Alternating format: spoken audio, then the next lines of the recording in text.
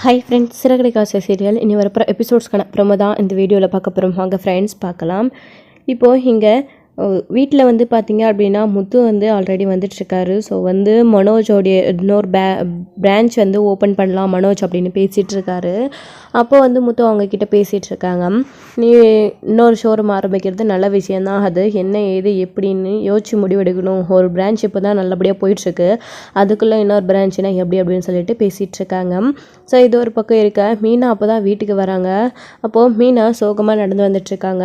என்னாச்சு மீனா, ஏன் இப்படி வர அப்படின்னு சொல்லிட்டு கேட்கவும், இல்லைங்க என்னுடைய வண்டி திருட்டு போயிடுச்சு, நான் ஆட்டோ பிடிச்சி நடந்தே வந்தேன், அதாங்க ரொம்ப டயர்டாக இருக்குது அப்படின்னு சொல்லவும், என்ன மீனா அசால்ட்டாக சொல்கிற, வண்டி திருட்டு போயிடுச்சுன்னு யார் திருடனா அப்படின்னு சொல்லிட்டு, இல்லைங்க அம்மாவோட கடை விஷயமா வந்து கோயிலில் வெளியே வண்டியை நிறுத்திட்டு உள்ளே போயிட்டு எல்லாருக்கிட்டையும் சைன் வாங்கிட்டு வீடியோ ரெக்கார்ட் பண்ணிவிட்டு வெளியே வந்து பார்த்தா வண்டியை காணோம், யார் எடுத்துகிட்டு போனாங்கன்னே தெரியலை, நாங்கள் போலீஸில் போய் கம்ப்ளைண்ட் கொடுத்துட்டு தான் வந்திருக்கேன், வண்டியை காணோங்க அப்படின்னு சொல்லவும் இங்கே முத்துக்கு ரொம்ப பதற்றமாயிடுது. என்ன மீனா இப்படி சொல்கிற, வண்டியை லாக் பண்ணியிருந்தியா இல்லையா அப்படின்னு. ஏங்க நீங்கள் எப்பயுமே திட்டுவீங்கல்ல, நான் அதனால் எப்பயுமே லாக் பண்ணி தாங்க வச்சுருந்தேன், ஆனால் எப்படி காணாமல் போச்சுன்னே தெரியல, யாரோ எடுத்துகிட்டு போயிருக்காங்க இல்லை திருடிட்டு போயிட்டாங்கன்னு ஒன்றுமே புரியலைங்க, நீங்கள் எனக்காக ஆசை வாங்கி கொடுத்தது அதை நம்பி தான் நான் பூ தொழில் பண்ணிட்டு இருந்தேன், இப்போ என்ன பண்ண போகிறேன்னு தெரியல அப்படின்னு சொல்லிட்டு இங்கே பயங்கரமாக வந்து மீனா அழுதுட்டுருக்க. அப்போ தான் விஜயா வந்துட்டு, போச்சா முதல்ல அம்மாவோடைய கடை போச்சு, கார்பரேஷன்காரங்க வந்து தூக்கிட்டு போனாங்க, இப்போ உன்னுடைய வண்டியை எவனோ திருட்டு போயிட்டான், உங்கள் குடும்பத்துக்கே ஏதோ ஆயிருக்குடி, என்னன்னு தான் தெரியல, அடுத்தவங்களுக்கு நல்லது செஞ்சால் தானே உங்களுக்கு யாராச்சும் நல்லதை நினைப்பாங்க, அடுத்தவங்க வயிற்றில் அடிக்கிற இப்போது உங்களுக்கு போச்சா அப்படின்னு சொல்லிட்டு இங்கே விஜயா வந்து பேசவும், யாரோட வயிற்றில் அடிக்கிறான்னு கொஞ்சம் யோசிச்சு பேசுங்க, நீங்கள் அடிக்கிறீங்களா இல்லை நாங்கள் அடிக்கிறீங்களா அப்படின்னு சொல்லிட்டு இங்கே வந்து முத்து வந்து சொல்லிட்டு இருக்கவும், நான் உண்மையாக தானே சொன்னேன், நீங்கள் நேர்மையாக உண்மையாக இருந்திருந்தா ஏன் உங்களுக்கு இப்படியெல்லாம் நடக்க போகுது, தொடர்ந்து உங்கள் குடும்பத்துக்கு மட்டும்தான் பிரச்சனை வந்துக்கிட்டே இருக்குது அப்படின்னு சொல்லிட்டு இங்கே நம்ம விஜயை வந்து பார்த்தீங்க அப்படின்னா சொல்லிட்டு இருக்கவும், இங்கே பாரு மீனாவே வண்டி காணும்னு டென்ஷனில் இருக்கா, நீ என்ன பண்ணிகிட்ருக்க இப்போது, அவ்வளோ கஷ்டப்படுத்துகிற மாதிரி திரும்பவும் பேசிகிட்ருக்கா அப்படின்னு சொல்லிட்டு இங்கே வந்து பேசிகிட்டு இருக்கவும், ஓ வண்டியை தூக்கியாச்சா அப்படின்னு சொல்லிட்டு இங்கே ரோகிணி ஒரு பக்கம் மனசுக்குள்ளே நினச்சிட்ருக்க. இப்போது என்னப்பா இது ஒவ்வொன்றா இந்த குடும்பத்திலேருந்து காணாமல் போய்கிட்டே இருக்குது, முதல்ல அம்மாவோடைய கடை, இப்போ இவ்வளோடைய வண்டி, அடுத்து என்ன காணாமல் போக போகுதுன்னு தெரியலையே அப்படின்னு சொல்லிட்டு இங்கே ரவி ஒரு பக்கம், அதாவது மனோஜ் ஒரு பக்கம் பேசிகிட்ருக்கா. ஸோ இப்போ ஸ்ருதியும் வராங்க. ஸ்ருதி வந்து என்னாச்சு அப்படின்னு கேட்குறாங்க. இந்த மாதிரி வண்டி காணும் அப்படின்னு உடனே யார் மீனா எடுத்திருப்போம் அப்படின்னு சொல்லிட்டு ரொம்ப வந்து ஃபீல் பண்ணிக்கிட்டு இருக்காங்க. எப்படியாச்சும் கண்டுபிடிக்கணும் அப்படின்னு சொல்லிட்டு, மீனா இல்லை மீனா எனக்கு என்னமோ இதெல்லாம் யாரோ பிளான் பண்ணி நடத்துகிற மாதிரி தான் தெரியுது மீனா, நாளைக்கு எல்லாத்துக்குமே ஒரு முடிவு கட்டுறேன், நீ பொறுமையாயிரு, நீ பயப்படவே தேவையில்ல மீனா, கண்டிப்பாக உன்னுடைய வண்டி வந்துடும் அப்படின்னு சொல்லிட்டு இங்கே முத்து சொல்லவும், எப்படிங்க அவ்வளோ கான்ஃபிடென்ட்டாக சொல்கிறீங்க அப்படின்னு சொல்லிட்டு, இருக்கு மீனா நான் வந்து பிளான் போட்டிருக்கேன், அதாவது அந்த ஆள் வந்து நமக்கு தெரிஞ்சவர், அதாவது அவர்கிட்ட நான் பேசி பார்த்தேன், முதல்ல முடியாதுன்னு தான் சொன்னேன், பேசி முடிச்சுட்டு வெளியே வரும்போது தான் தெரியும், நம்ம அம்மாவுக்கு டாக்டர் பட்டம் கொடுக்குறதா பார்வதியத்தையோட ஃப்ரெண்டு இருந்தாங்கல்ல, அவங்க வந்தாங்க, இது அவங்களோட வீடுன்னு தான் சொன்னாங்க, அது அவருடைய ஹஸ்பண்ட் தான், அவங்க மூலிமா நான் அவங்கக்கிட்ட பேசி நாளைக்கு உண்மை என்னன்னு நிரூபிக்கிறேன்னு சொல்லியிருக்கேன், நாளைக்கு கூட்டிகிட்டு போய் அந்த ஆள் இந்த மாதிரி லஞ்சம் வாங்குறவன் அப்படின்னு சொல்லி ப்ரூவ் பண்ணால் கண்டிப்பாக யாருக்கிட்டேயோ பணத்தை வாங்கிட்டு தான் இந்த ஆள் அப்படி பண்ணியிருக்கான் அப்படின்னா அந்த ஆளையும் வேலையை விட்டு தூக்கிடுவார், அதுக்கப்புறமா நம்ம கடையும் நமக்கு கிடைச்சிரும், நான் பேசியிருக்கேன் மீனா அப்படின்னு சொல்லிட்டு அங்கே வந்து முத்து பேசிகிட்டு இருக்கவும், ஸோ இதெல்லாத்தையும் கேட்டுக்கிட்டு ரோகிணியுமே அப்போது கண்டுபிடிச்சிருவான் போல இருக்கு முத்து, அவங்கள கண்டுபிடிச்சி அந்த ஆளை வேலையிலேருந்து தூக்கிட்டா அப்போது அதாவது யார் பண்ண சொன்னாங்க அப்படின்னு சொல்லிட்டு சிந்தாமணி மாட்டிப்பாங்க, அவங்க மூலிமா நாமளும் மாட்டிப்போம் அப்படின்னு ரோகிணி யோசிக்க ஆரம்பிச்சிடுறாங்க. ஆக்சுவலி பார்த்தீங்க அப்படின்னா முத்து போடுற பிளான் எல்லாமே வந்து வீட்டில் சொல்கிறது தான் அவருடைய ப்ராப்ளமே. ஸோ வீட்டில் எதுவும் சொல்லாமல் அவங்களா டிஸ்கஷன் பண்ணி எல்லா விஷயத்தையும் பண்ணால் முத்து வந்து ஜெயிச்சிடுறாரு. ஸோ இல்லை அப்படின்னா இந்த ரோகிணி காதில் அது விழுந்து இவங்க பேசுகிற விஷயத்த அவங்களுடைய பிளான் என்னென்னு தெரிஞ்சுக்கிட்டு அடுத்தடுத்து ரோகிணி என்ன பண்ணால் நம்ம மாட்டிக்க மாட்டோம் அப்படின்னு முத்து பிளான் பண்ணுறதுக்கு தகுந்த மாதிரி இவங்க ஒரு பிளானை போட்டுடுறாங்க. ஸோ ஆக்சுவலி அதனால தான் வந்து இப்படி ரோகிணி தப்பிச்சுக்கிட்டே இருக்காங்க முத்துக்கிட்ட இருந்து, இல்லைனா ரோகிணி என்றைக்கோ வந்து முத்துக்கிட்ட மாட்டிக்கிட்டு இருப்பாங்க. ஸோ இப்போது அடுத்து வந்து என்ன பண்ணலாம், இந்த சிந்தாமணிக்கிட்ட சொல்லி ஏதாச்சும் பண்ண சொல்லலாம் அப்படின்னு சொல்லிட்டு இங்கே ரோகிணி வந்து யோசிக்க ஆரம்பிச்சிடுறாங்க, கண்டுபிடிச்சிருவாங்களோ அப்படின்னு சொல்லிட்டு பயத்திலே வந்திருக்காங்க. ஸோ இப்போது இங்கே ரொம்ப நெருங்கின ஃப்ரெண்டு பார்வதியத்துக்கு, அதனால் கண்டிப்பாக வந்து நமக்கு வாங்கி தந்துடுவாங்க கடையை அப்படின்னு முத்து வந்து ரொம்ப நம்பிக்கையாக இருக்கார். ஸோ அதே மாதிரி மறுநாள் காலையில் தூங்கி எழுந்திரிச்ச உடனே அந்த ஆஃபீஸ்க்கு வந்து போகிறாங்க, அதாவது கோயிலுக்கு போகிறாங்க. அங்கே கார்ப்பரேஷன்காரங்க கிட்ட போயிட்டு அந்த ஆஃபீஸ்க்கு போயிட்டு கோயிலுக்கு போகிறாங்க.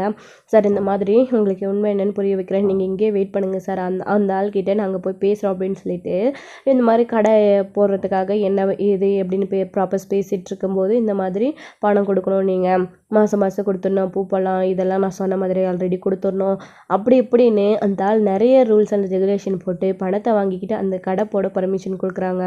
ஸோ இது எல்லாத்தையும் பார்த்துட்ருக்க இங்கே நம்ம அந்த சாருமே வந்து பார்த்தீங்க அப்படின்னா அவர் பார்த்துட்டு, அப்போது நீங்கள் லஞ்சம் வாங்கி இந்த மாதிரி பண்ணுறவங்களா, அவங்கள நம்பி நேர்மையான ஒரு கடையை எடுத்துட்டீங்க, அவங்க ஞாபகம் அதாவது அவங்களுடைய புருஷனுடைய ஞாபகார்த்தமாக அந்த கரும்பு ஜூஸ் கடையும் பூக்கடையும் போட்டுட்ருக்கிறதா அவங்க சொல்லியிருக்காங்க, அதை நீங்கள் எடுத்துட்டிங்களே இது ரொம்ப தப்பு அப்படின்னு சொல்லிட்டு உன்னை சஸ்பென்ஷன் பண்ணுற, நாளைக்கே அந்த கடையோட பொருள் எல்லாமே இங்கே வந்தாகணும் அப்படின்னு சொல்லிட்டு அவர் ஆர்டர் அப்போவே வந்து போட்டுடுறாரு.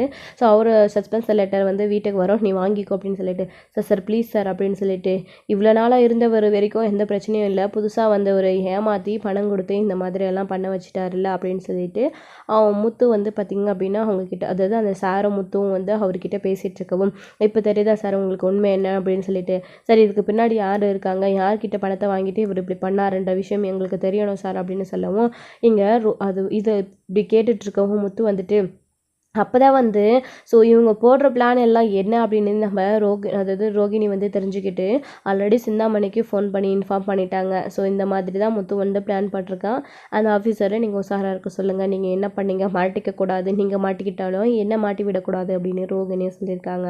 ஸோ இதனால் சிந்தாமணி அடுத்து என்ன பிளான் பண்ணலாம் அப்படின்னு சொல்லிட்டு அந்த ஆஃபீஸர்கிட்ட ஆல்ரெடி சொல்லி வச்சுருக்காங்க.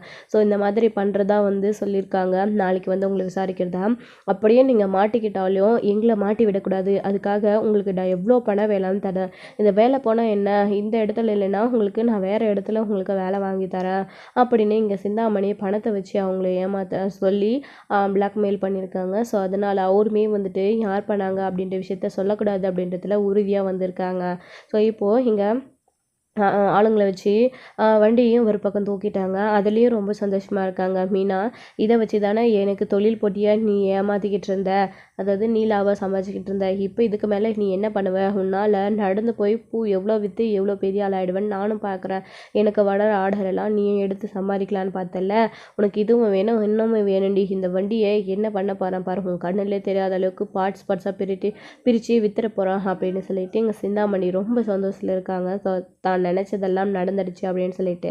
ஸோ இங்கே வந்து பார்த்திங்க அப்படின்னா ஸோ முத்து நினச்ச மாதிரி கிட்டத்தட்ட இந்த விஷயம் நடந்தாலையும் அவர் லஞ்சம் வாங்கினது தான் இந்த கடையை எடுத்தார் அப்படின்னு தெரிஞ்சாலையும் ஸோ யார் எப்படி பண்ண சொன்னாங்க அப்படின்ற விஷயம் முத்துவுக்கு வந்து தெரியவே இல்லை.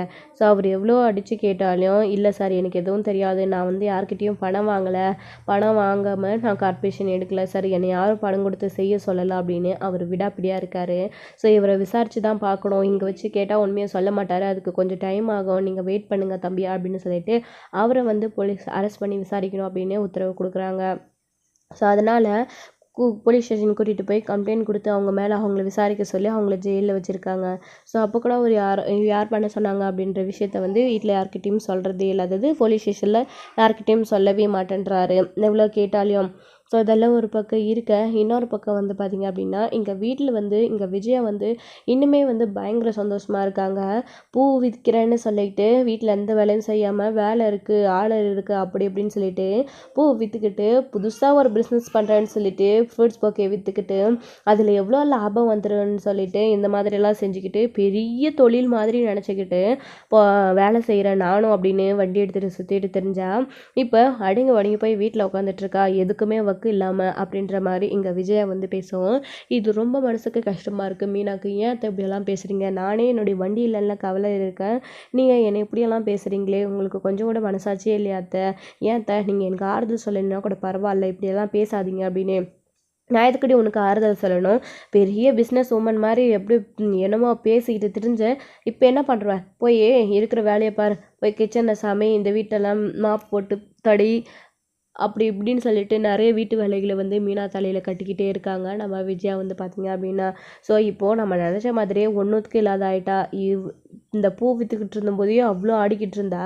இப்போ எதுவுமே இல்லை அவகிட்ட அவள் என்ன பண்ண போகிறா நானும் பார்க்குறேன் அப்படின்னு சொல்லிட்டு நம்ம விஜயா வந்து பார்த்திங்க அப்படின்னா பயங்கர சந்தோஷத்தில் இருக்காங்க.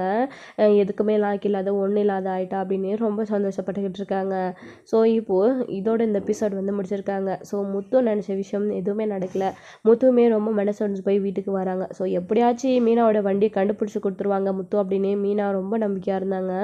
ஆனால் அது முத்துவால் முடியவே இல்லை.